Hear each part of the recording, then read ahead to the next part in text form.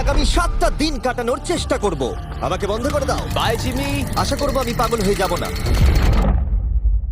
আগামী 7টা দিন আমি এই সাউন্ড প্রুফ হোয়াইট রুমে কোনো হিউম্যান কন্ট্যাক্ট এবং কোনো বিনোদন ছাড়াই কাটাবো।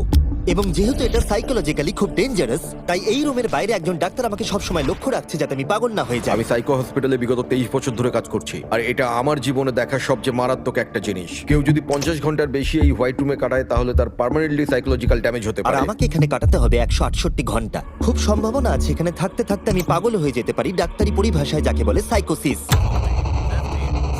আর বাকিরা আমাকে এটা করতে বারণ করেছে কারণ আমার বড় ক্ষতি হয়ে যেতে পারে। একে 7 দিন জীবন্ত কবর দিয়ে রাখা হয়েছিল। হ্যাঁ। এটা কি ওর থেকেও কঠিন? অনেক কঠিন। ওর কোনো সোশ্যাল কন্ট্যাক্ট নেই। যদি তোমার ব্রেনে কোনো রকম ইনফরমেশনই না ঢোকে তাহলে সেটা তৈরি করবে একটা ক্রেজিনেস, হ্যালুসিনেশন হবে, প্যারানোইয়া হবে।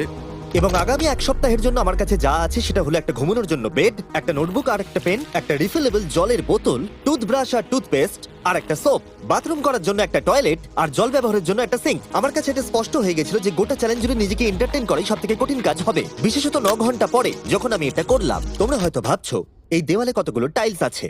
সঠিক উত্তর হলো 1900। আর যদি তোমরা রুফ আর ফ্লোরটাকেও ধরো তাহলে এখানে 2860 খানা আছে। এবং সব থেকে বেশি যেটা গুরুত্বপূর্ণ, আমার পেটের জন্য এবার আমাকে খেতে হবে। তাই যদি তোমরা ভাবো কোথা থেকে আমি এখানে খাবার পাবো, এখানে একটা কনভেয়ার বেল্ট আছে যেটা 100 ফিট লম্বা, তাই কোনো হিউম্যান ইন্টারাকশন ছাড়াই আমি এখানে খাবার পাবো। আমার মনে হয় আমি এখানে 14 ঘন্টা কাটিয়ে ফেলেছি, কিন্তু আমি ভাবতেই পারিনি যে আমি 2 ঘন্টা কম হিসেব করেছি। এবং এই চ্যালেঞ্জের সব থেকে খারাপ বিষয় হলো এখনো পর্যন্ত আমাকে কেউ খেতে দেয়নি। এবং সৌভাগ্যবশত এখানে আসার আগে আমি পেট ভরে খেয়ে এসেছিলাম। কিন্তু এটা খুব ভালো হবে যদি কেউ আমাকে তাড়াতাড়ি কিছু খেতে দেয়। আমার কিন্তু বেশ খিদে পেয়ে গেছে। তুমি কি খুব তোমার ভালো। হাতটা ধুয়েছিলে? হ্যাঁ, আমি ধুয়েছিলাম। না, ও ধোয়নি। আমরা ওকে এমন খাবার পাঠাবো যাতে ও টাইমটা না বুঝতে পারে। যেমন এখন বাজে 6টা আর আমরা ওকে ব্রেকফাস্ট পাঠালাম। কখন আমার বন্ধুরা আমাকে খেতে দেবে? আমার খিদে পেয়েছে, আমার খিদে পেয়েছে। আর যেহেতু এই রুমটা সাউন্ড প্রুফ, তাই খাবার আসলে আমি বুঝতেই পারিনি যতক্ষণ আমি 2 ঘন্টা পরে চেক করে দেখলাম। আমি খিদের চোটে হাঁটতেও পারছি না। এটা তো এবার ড্রামাটিক হয়ে যাচ্ছে। Come on. তারপরে আমি যখন চেক করলাম, আমি তো আশাই করিনি যে খাবার আসবে। এটা কিন্তু দারুণ খেতে। এটা ঠান্ডার শুকনো নয়, তবু এটা খেয়ে আমি বলবো যে এটা কিন্তু দারুণ খেতে।